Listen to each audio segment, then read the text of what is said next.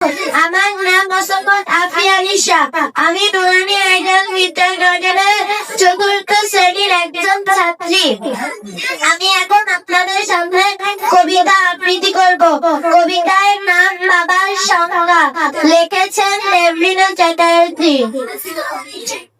তোমার কাছে তোমার বাবা হয়তো রাজা। আমার বাবা খুব সাধারণ, রোজ খেতে খাওয়া প্রজা। তোমাদের জন্য তোমার বাবা চাঁদ পেরে দিতে পারে, আমার বাবা তো হতদরিদ্র, খালি হাতে ঘরে ফিরে। তোমাদের বাবা খুব ফিটওয়া, গায়ে স্যুট হাতে ঘড়ি। আমার বাবাটা ভীষণ অগোছালো, মুখ ভরা পাকা দাড়ি। তোমাদের হাতে নুন পড়ে গেলে বাবা খাই যেতে পারি। আমি তো দারুণ রান্না করি, তবু বাবা বলে মোটামুটি। তোমাদের জন্মদিনে বাবা দামি উপহার দেয়, আমার বাবাটা এত আপনা দিনটাই ভুলে যায়। তোমাদের বাবা হাতে ধরিয়ে রাস্তা করাই পায়, আমার বাবা নিজেই পারে না, আমি হাত ধরি তার।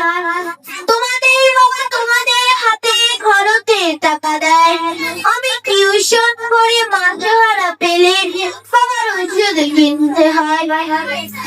তোমার বাবা হাতেই পারে তোমায় ভীষণ সুখে, আমার বাবা চেষ্টা করে আগলে রাখতে বুকে। হতে পারো তুমি রাধা কন্যা, আমি হয়তো পাতাছি, তবু দিন শেষে আমি আমার বাবাকে ঠিক ততটাই ভালোবাসি। তোমরা বাবা শব্দের যে সংখ্যাটা সারা ফেসবুক জুড়ে, ওই চিরাচরিত বাবার উপমা আমায় বড় বিরক্ত করে। আমার বাবা তোমাদের গড়া দেখার মতন নয়, তাই ওগুলো দেখলে আমার বড় অভিমান হয়। তোমাদের বাবা নিজে নামে তোমাদের মুখে ধরে, এদিকে আমার জন্য তুলে রাখা লিচু বাবা খেয়ে নেয় চুরি করে। বুঝেই না করি অপশত কথা, কত সরল জানো, তাই তুই জটিল সমাজে ভীষণ বেমানানো। শাসন যদিও করে না তেমন, তবে হ্যাঁ খুব ধরে।